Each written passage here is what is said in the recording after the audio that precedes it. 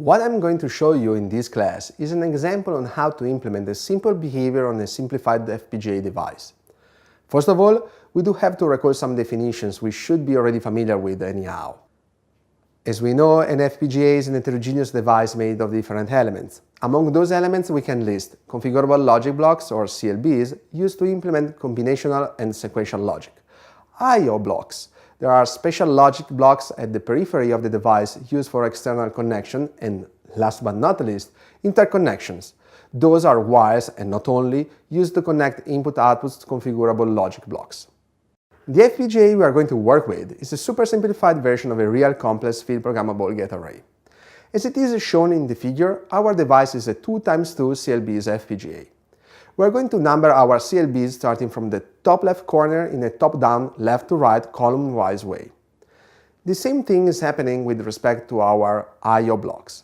As we can see, we do have 8 I/O blocks, but because of the way in which the device has been embedded in the larger system, a board, just to give you an example, 6 of them are used as inputs, while the remaining 2 are output blocks. Now, what I have here in my hand is a PINC-Z1 board. The FPGA available on this board is the Xilinx Zing 7000 SoC. But where is it? We can see several elements, but which one of them is our FPGA? Well, the FPGA is the black square just right here, right in the middle of the PINC board.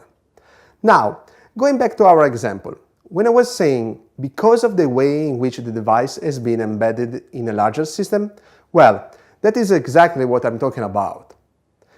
The device has a set of I/O blocks, but it depends on how it has been integrated into a board to know exactly the nature of each of them.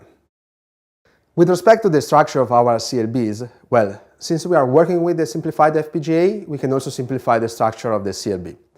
We know that they are defined in a hierarchical way by a set of slices, and that each slice contains a certain number of LUT, but here, just for sake of simplicity, we are going to collapse everything and we are going to assume a 1 CLB, 1 LUT model. The CLB can be used to implement both combinational and sequential logic.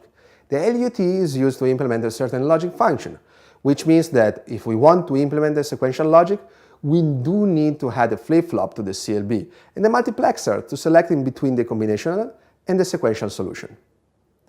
In our example also the LUT has been simplified. Usually it is a 4 inputs, 1 output, but here it has been designed to implement a 2 input, 1 output logic. Given this set of elements, to configure our CLB we need 5 bits.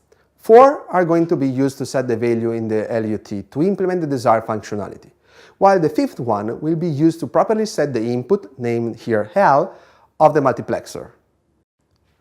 Once that the CLBs and the I/O blocks have been described, we are missing just one more element of our FPGA, the interconnections. Interconnection will be implemented by using a set of programmable switch boxes. Because of the given setting, each switch box is routing the signal of 3 lines. At the end, as the name is suggesting, a programmable switch box is a box of programmable switches. In this figure, we are appreciating the boundaries for the switch box represented by the dotted line, while the switch matrices, the interconnection points, have been represented by the green square at the cross of the 2 lines. The way in which a switch box is routing a signal is done by properly configuring the interconnection point, but to do this we have to see how these elements are implemented. As we may recall, a programmable switch matrix is realized by grouping together a set of 6 programmable switches. Each programmable switch is implemented by using pass transistor.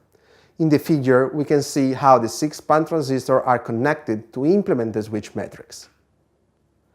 Within this context, configuring a programmable switch matrix means that we do have to provide the configuration of the 6 programmable switches.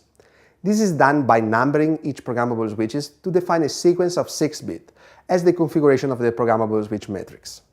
Furthermore, considering that the switch box is made of 3 programmable switch matrices, this means that we need 18 bits into our configuration memory to store the configuration for each one of our switch boxes.